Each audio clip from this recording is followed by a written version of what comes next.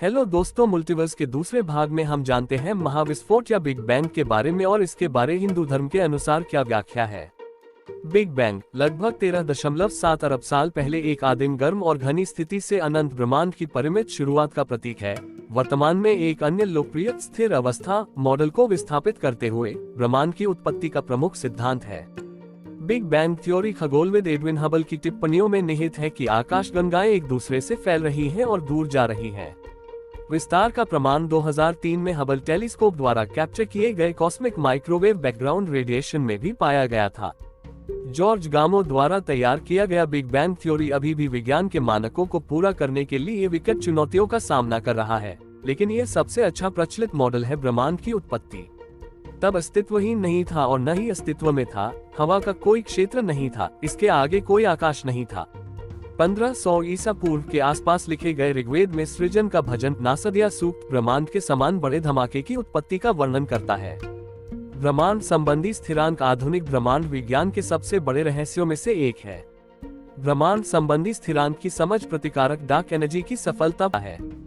Princeton university के Paul स्टीनहर्डेट और Cambridge university के नील टूरोक ने हाल ही में प्रस्तावित किया था कि ब्रह्मांड संबंधी स्थिरांक एक बार बहुत बड़ा था, लेकिन ब्रह्मांड के प्रत्येक अभिव्यक्ति के साथ इसका मूल्य कम हो गया।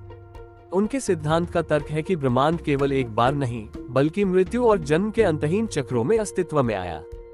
चक्रीय ब्रह्मांड सिद्धांत के रूप में जाना जाता है। यह ब्रह्मांड के त्वरण में डार्क एनर्जी और इसकी भूमिका की व्याख्या कर सकता है। अंतहीन चक्रों के कारण ब्रह्मांड 13.7 अरब वर्षों से कहीं अधिक पुराना होगा, जिसका वैज्ञानिकों का अनुमान है। स्टाइनहर्डेट और टूरोक का अनुमान है कि प्रत्येक ब्रह्मांडीय चक्र लगभग 1 ट्रिलियन वर्ष तक रहता है। इस समय के दौरान ब्रह्मांड अपने प्राकृतिक पाठ्यक्रम को चलाता है, लेकिन जब तक वे बेहद पतला नहीं हो जाते, तब तक सभी पदार्थ और ऊर्जा अंतरिक्ष के माध्यम से बाहर निकलती हैं। एक बार ऐसा होने के बाद एक ब्रह्मांडीय टकराव होता है और प्रत्येक टक्कर अनिवार्य रूप से एक नया बिग बैंग है, जो उम्र बढ़ने वाले ब्रह्मांड को नए पदार्थ और ऊर्जा से भर देता है। वैज्ञानिक दृष्टि से ऊर्जा को न तो बनाया जा सकता है और न ही नष्ट किया जा सकता है, लेकिन यह रूप बदल सकता है और पदार्थ ऊर्जा का आदान प्रदान भी संभव है। जब पदार्थ का वर्तमान स्वरूप नष्ट हो जाता है, तो यह पदार्थ या ऊर्जा के एक नए रूप का मार्ग प्रशस्त कर सकता है। उदाहरण के लिए कल्प, जो ब्रह्मा के जीवन में एक दिन है, पृथ्वी की अनुमानित आयु 4.32 अरब वर्ष है। इसके विपरीत पश्चिमी विज्ञान और धर्म दोनों में ब्रह्मांड के सामान्य समय के पैमाने सिर्फ 1 सदी पहले तक केवल कुछ हजार वर्ष थे, न कि वैदिक ब्रह्मांड विज्ञान द्वारा परिकल्पित अरबों और खरबों वर्ष। एक अन्य उदाहरण के रूप में प्राचीन भारत की एक खगोल विज्ञान पाठ्यपुस्तक सूर्य सिद्धांत ने 7,909 मील के आधुनिक माप के मुकाबले पृथ्वी के व्यास की गणना 7,840 मील की है। 2,53,000 मीटर ल की पृथ्वी चंद्रमा की दूरी की समान गणना 2,38,857 मीटर ल की वर्तमान मापी गई दूरी के काफी करीब है। सूर्य सिद्धांत 5 ग्रहों बुध, शुक्र, मंगल, बृहस्पति और शनि के व्यास का भी अनुमान लगाता है। जो बात इन मापों को विशेष रूप से हड़ताली बनाती है, वह यह है कि माना जाता है कि वे 600 बीसी से 1500 ईसा पूर्व के बीच लिखे गए थे, जो कि लगभग 3000 साल पहले निकोलस कोपरनिकस और जोहान्स केपलर ने पश्चिमी खगोल विज्ञान में क्रांति ला दी थी, बस एक पृथ्वी केंद्रित ब्रह्मांड से एक सूर्य केंद्रित ब्रह्मांड में स्थानांतरित करके।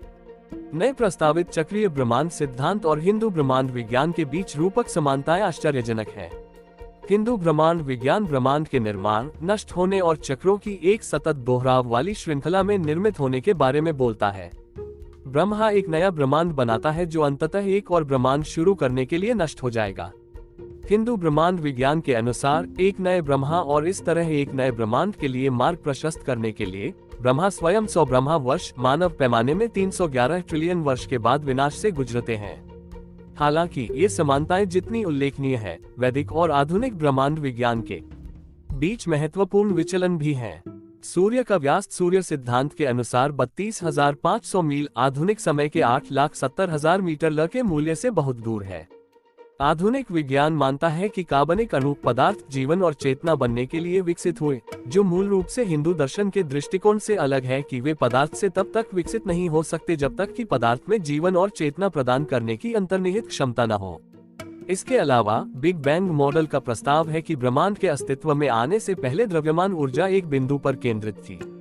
इसके विपरीत वेद इस बात पर जोर देते हैं कि शुरुआत में कोई द्रव्यमान ऊर्जा नहीं थी और यह एक पूर्ण शून्य था। यहाँ तक ब्रह्मांड का चक्रीय मॉडल हिंदू ब्रह्मांड विज्ञान से कुछ समानता रखते हुए अलग है। फिर भी कई आधुनिक ब्रह्मांड विज्ञानी अवलोकन विज्ञान की सीमाओं के प्रति जागृत, वेदों और उपनिषदों के ब्रह्मांड संबंधी दर्शन से चिंतित हैं, भले ही हम उन प्रक्रियाओं को नहीं समझते हैं जो उनकी ब्रह्मांडीय अंतर्दृष्टि उत्पन्न करते हैं। शायद आधुनिक और वैदिक ब्रह्मांड विज्ञान के बीच समानता की सबसे मजबूत प्रतीकात्मक स्वीकृति सन के बाहर नटराज प्रतिमा में परिलक्षित होती है। यूरोपीय संगठन परमाणु अनुसंधान, जिसने दुनिया का सबसे बड़ा कणत्वरक लार्ज हेड्रॉन कोलाइडर LHC परिधि में 17 मील का निर्माण किया है, फ्रांस स्विट्जरलैंड सीमा पर 99.9999% प्रकाश की गति से कणों को शूट करने में सक्षम है। जब 2010 में कोलाइडर पूरी तरह से चालू हो जाएगा तो वह हिग्स बोसोन की तलाश करेगा, जिसे अक्सर भगवान का कण कहा जाता है, जो किसी भौतिक वस्तु के द्रव्यमान को निर्धारित करने के लिए जिम्मेदार होने का संदेह है।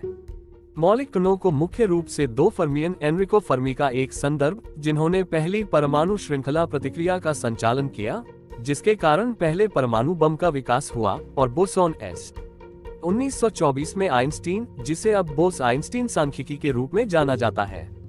सामान्य पदार्थ बनाने के लिए बोसोन विभिन्न फर्मों के बीच बातचीत की महत्वपूर्ण भूमिका निभाते हैं। अब बोस-आइंस्टीन सांख्यिकी के रूप में जाना जाता है।